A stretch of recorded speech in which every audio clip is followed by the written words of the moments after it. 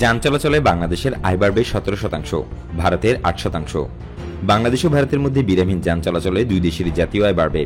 বাংলাদেশের জাতীয় আয়ের পরিমাণ হবে 17 এবং ভারতের আয় হবে 8.5%। মঙ্গলবার প্রকাশিত বিশ্বব্যাংকের এক প্রতিবেদনে এসব কথা বলা হয়েছে। Connecting two thrive, challenges and opportunities of transport integration in eastern south Asia শীর্ষক প্রতিবেদনে বাংলাদেশ, ভুটান, ভারত, নেপাল বা BBN এর মোটর ভেহিকেল এগ্রিমেন্ট বা MBN বিশ্লেষণ করেছে বিশ্বব্যাংক। ওই প্রতিবেদনে এটিকে আন্তর্জাতিক সেরা অনুশীলনের সঙ্গে তুলনা করা হয়েছে এবং বিরামহীন আঞ্চলিক সংযোগের সমস্যাগুলো চিহ্নিত করা হয়েছে।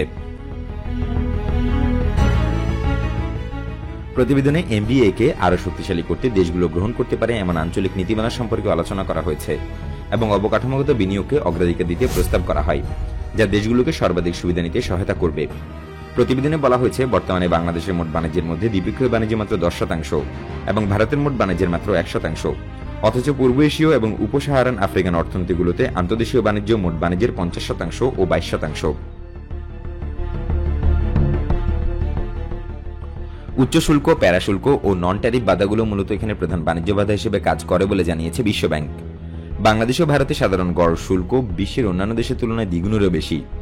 রিপোর্টে বলা হয়েছে, দুর্বল পরিবহন যোগাযোগের কারণে বাংলাদেশ ও ভারতের সীমান্তে গুরুত্বপূর্ণ পোস্ট বেনাপোল, পেট্রোপোল অতিক্রম করতে কয়েকদিন সময় লাগে। বিপরীতে পূর্ব আফ্রিকা সহ বিশ্বের অন্যান্য অঞ্চলে একই রকম দীর্ঘ সীমান্ত অতিক্রম করতে 6 ঘন্টারও কম সময় লাগে। ভারতে বিশ্বব্যাংকের কান্ট্রি ডিরেক্টর জুনাইদ আহমেদ বলেন, বিশ্বব্যাংক ভারত সরকারের অ্যাক্ট ইস্ট নীতি ও নেইবারহুড ফার্স্ট নীতিমালা সম্পূর্ণভাবে সমর্থন করে। MBA-কে একটি দুর্দান্ত পদক্ষেপ, তবে উপ অঞ্চলে বিরামহীন যোগাযোগ ব্যবস্থার উন্নতির জন্য আরও অনেক কিছু করা প্রয়োজন, বিশেষত কোভিড-19 মহামারী থেকে অর্থনৈতিক পুনরুদ্ধারের জন্য। তিনি জানান, আসাম, মেঘালয়, মিজোরাম ও ত্রিপুরার মতো উত্তর পূর্বের রাজ্য, পশ্চিমে পশ্চিমবঙ্গ এবং উত্তরপ্রদেশ ও মহারাষ্ট্রের মতো রাজ্যগুলো বিরামহীন যোগাযোগের ফলে বিশাল অর্থনৈতিক সুবিধা পাবে। বর্তমানে ভারতীয় ট্রাকগুলো বাংলাদেশের মধ্যে দিয়ে যাতায়াত করতে পারে না, ফলে বিশেষত ভারতের উত্তর পূর্বাঞ্চল দেশটির অন্যান্য অংশের সঙ্গে বিচ্ছিন্ন।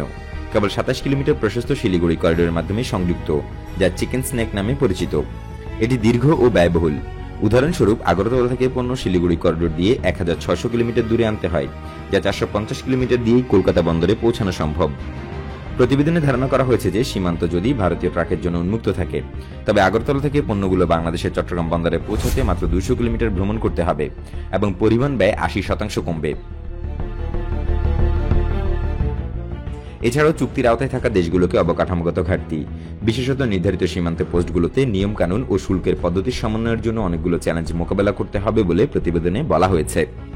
প্রতিবেদনে MBA-কে আরও শক্তিশালী করতে দেশগুলোকে সঠিক নীতিগত পদক্ষেপ নিতে পরামর্শ দেওয়া হয়েছে। এর মধ্যে রয়েছে ড্রাইভারের লাইসেন্সিং এর ভিসার শৃঙ্খলা, একটি দক্ষ আঞ্চলিক ট্রানজিট ব্যবস্থা প্রতিষ্ঠা, বাণিজ্য ও পরিবহনের নথিগুলো ডিজিটালাইজ করা ইত্যাদি।